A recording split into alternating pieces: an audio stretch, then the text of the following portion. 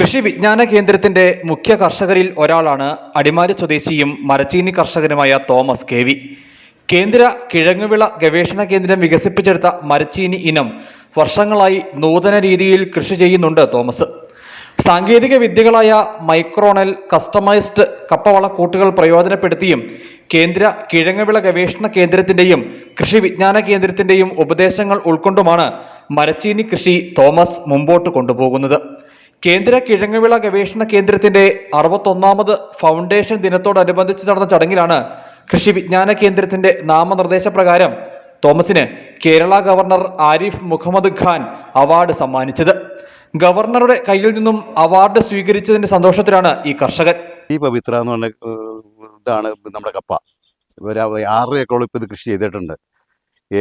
പിന്നെ ഇതിനകത്ത് വാരം വാടി നടുവാണെങ്കിൽ ഒരു 6 കിലോ വെച്ച് അവർ കിട്ടും. മറ്റേ കൂനയായിട്ട് നടുവാണെങ്കിൽ ഒരു 10-15 കിലോ വരെ കിട്ടാവുന്നുണ്ട്. ഒരു കപ്പ 7,200 വരെ കപ്പ എനിക്ക് കിട്ടിയിട്ടുണ്ട്.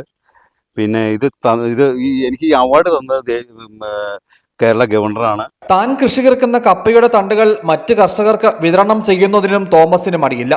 അവാർഡ് ദാന ചടങ്ങിൽ കേന്ദ്ര കിഴങ്ങുവിള ഗവേഷണ കേന്ദ്ര director doctor G Baiju, Rajiv Gandhi centre for biotechnology director professor Chandrabhas Narayana എന്നിവരും പങ്കെടുത്തു.